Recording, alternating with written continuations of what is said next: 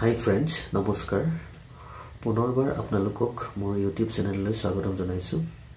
আজি পুনৰবাৰ আপোনালোকৰ আগলৈ এটা খুব ইম্পৰ্টেন্ট ইনফৰমেটিভ ভিডিও মই প্ৰস্তুত কৰিছো আৰু এই ভিডিওটো কেৱল ইনফৰমেশনৰ কাৰণে আপোনালোকৰ আগত মই শেয়াৰ কৰিছো আপোনালোকৰ বাৰু হাইপাৰটেনচন যাক কয় হাই ব্লাড প্ৰেছাৰ তেনেকুৱা শৰীৰৰ প্ৰবলেম আছে নেকি যদি আপোনালোকৰ হাই ব্লাড প্ৰেছাৰ প্ৰবলেম আছে বা হাইপাৰটেনচনৰ প্ৰবলেম আছে তেনেহলে এই ভিডিওটো আপোনালোকে ভালকৈ চাব আসলতে হাইপাৰটেনচন বা হাই ব্লাড প্ৰেছাৰ কি জানেনে আমাৰ শৰীৰত যিমানবিলাক ব্লাড ভেসেল আছে ব্লাড ভেসেলৰ ভিতৰত পৰিব আপোনাৰ আৰ্টাৰী কেপিলাৰী ভেইন এনেকুৱাবিলাক মানে নলিকা হয় ব্লাডৰ ব্লাড ভেসেল আছে এই ব্লাড ভেসেল বিলাকৰ এটা প্ৰপাৰ্টি থাকে এই প্ৰপাৰ্টি হৈছে ইলাস্টিসিটি প্ৰপাৰ্টি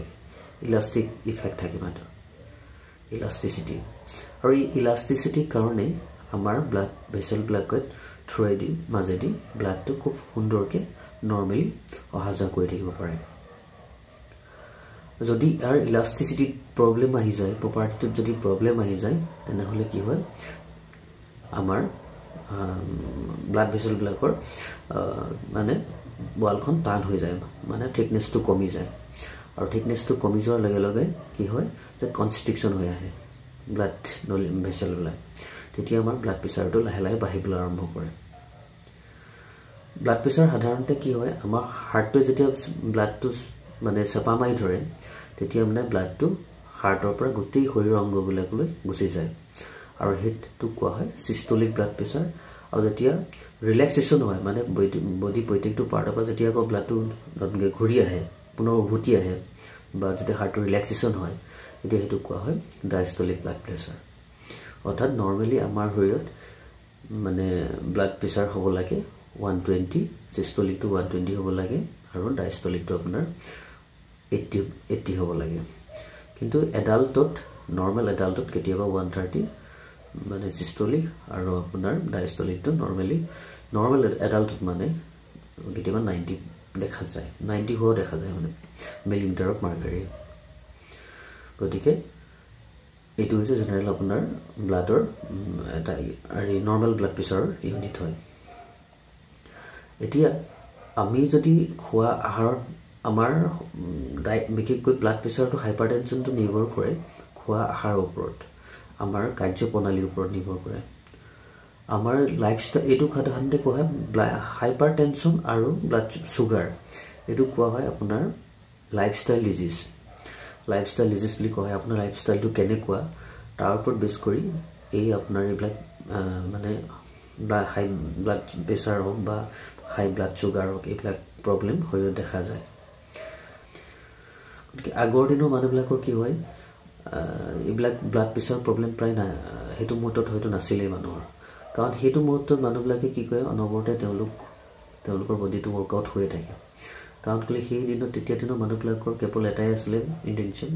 নিজক মানে সকলো ফালৰ পৰা যুদ্ধৰ বাবে সাজু কৰি ৰখা গতিকে যুদ্ধৰ ক্ষেত্ৰত জয়ী হ'বলৈ হলে নিজক সব ফালৰ পৰা আপুনি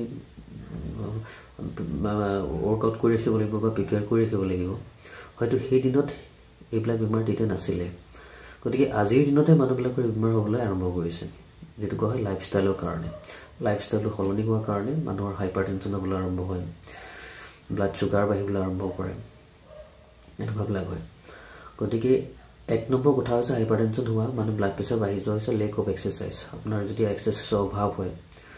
আপোনাৰ যেতিয়া ওয়াৰ্কআউটৰ অভাৱ হয় তেতিয়া মানে বডিৰ ব্লাড প্ৰেছাৰটো সাধাৰণতে বাঢ়িবলৈ আৰম্ভ কৰে আৰু বডিৰ ব্লাড প্ৰেছাৰ বঢ়াটো বা হাইপাৰটেনচনক সাধাৰণতে সাইলেন্ট কিলাৰ বুলি কোৱা হয় আপুনি গম নাপাব যে আপোনাৰ ব্লাড প্ৰেছাৰ বাঢ়িছে নে কমিছে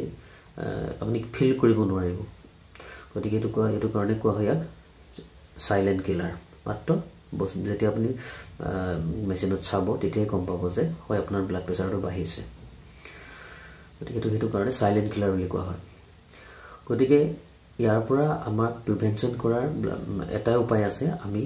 ওয়াৰ্কআউট কৰিব লাগিব আৰু আমাৰ যেটো খোৱাৰ ডায়েট সিস্টেমটো মানে খোৱা প্ৰণালীটো খাদ্য প্ৰণালীটো আমি সলনি কৰিব লাগিব আপোনালোকে যদি বা খুব বেছি ফেটি সাবস্টেন্স বিলাক খায় ফেটি সাবস্টেন্স মানে বিকি কৰি হোক অয়েল হোক বা ঘি হোক এনেকুৱাবিলাক বিশেষকৈ অইল ঘি এনেকুৱাবিলাকে আপোনাৰ কি কৰে আপোনাৰ হাই ব্লাড প্ৰেছাৰৰ এটা ফেক্টৰ হৈ পৰে ৰেড মিট হয় এই ৰেড মিটত এটা কনষ্টিটুৱেণ্ট থাকে বা এটা মাইক্ৰ'নিউট্ৰিয়েণ্ট থাকে এইটো হৈছে ট্ৰাইমিথাইল এমাইন অক্সাইড বুলি এটা মাইক্ৰ'নিউট্ৰিয়েণ্ট থাকে আৰু ই কি কৰে আমাৰ ব্লাড প্ৰেছাৰটো বঢ়োৱাত খুব বেছি সহায় কৰে গতিকে পৰাপক্ষত ৰেড মিটৰ পৰা হওক মানে আপোনাৰ অইলি ফেটি ছাবষ্টেন্সবিলাকৰ পৰা জেনেৰেলি এভইড কৰিব লাগে খোৱাৰ পৰা আৰু আপোনাৰ জাংক ফুড আৰু জাংক ফুডৰ পৰা খুব বেছি আপোনাৰ কি হয় হাই ব্লাড প্ৰেছাৰ হোৱাৰ এটা চান্স থাকে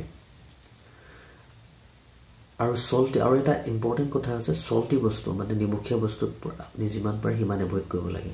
নিমখীয়া বস্তুৰ পৰা আপোনাৰ কি হয় হাই ব্লাড প্ৰেছাৰ হোৱাৰ বহুত চান্স থাকে কাৰণ নিমখীয়া বস্তু খোৱাৰ লগে লগে আপুনি যিমান নিমখীয়া বস্তু খাব এই কিডনি থ্ৰুৱেদি গৈ পিনে কি হয় ইউৰিনেৰী ৰিটেনশ্যন কৰে মানে ৱাটাৰটো ধৰি ৰাখে আৰু ৱাটাৰটো ধৰি ৰখাৰ কাৰণে কি হয় ব্লাড প্ৰেছাৰটো লাহে লাহে বাঢ়িবলৈ আৰম্ভ কৰে গতিকে সল্টটো সাধাৰণতে নিমখীয়া বস্তু সাধাৰণতে এভইড কৰিব লাগে আৰু এতিয়া আমি কেনেকৈ আসলে ব্লাড প্ৰেছাৰটো কমাব পৰা যায় ব্লাড প্ৰেছাৰটো বা প্ৰব্লেমটো কেনেকৈ কমাব পৰা যায় বুলি ক'লে সাধাৰণতে আপোনাৰ প্ৰথম কথা আহে খুব বেছি আপোনাৰ এক্সাৰচাইজ কৰিব লাগিব ৱৰ্কআউট কৰিব লাগে প্ৰথম কথা সেকেন্ড থিং হৈছে খুব বেছি আপুনি মানে লিফি গ্ৰেইন ভেজিটেবল খাব লাগে লিফি গ্ৰেইন ভেজিটেবল খালে আপোনাৰ ডায়েটিং সিস্টেমটো কন্ট্ৰোল কৰিলে আপুনি ব্লাড প্ৰেছাৰৰ পৰা লাহে লাহে সকাহ পাবলৈ আৰম্ভ কৰিব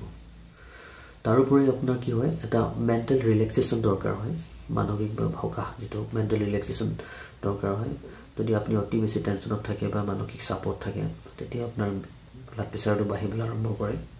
গতিকে এটা মেণ্টেল ৰিলেক্সেশ্যন দৰকাৰ হয় সেইটো কাৰণে মেডিটেশ্যন কৰিব লাগে মেডিটেশ্যন কৰিলে ব্লাড প্ৰেছাৰ ৰিলেক্সেশ্যনত মানে ব্লাড প্ৰেছাৰটো কন্ট্ৰোলত আনিব পৰা যায় মেডিটেশ্যনটো এটা খুব ভাল এটা প্ৰিভেনশ্যন সিস্টেম হয় তাৰোপৰি আপোনাৰ কি হয় এটা ডিপ স্লিপ দৰকাৰ হয় আৰু মানে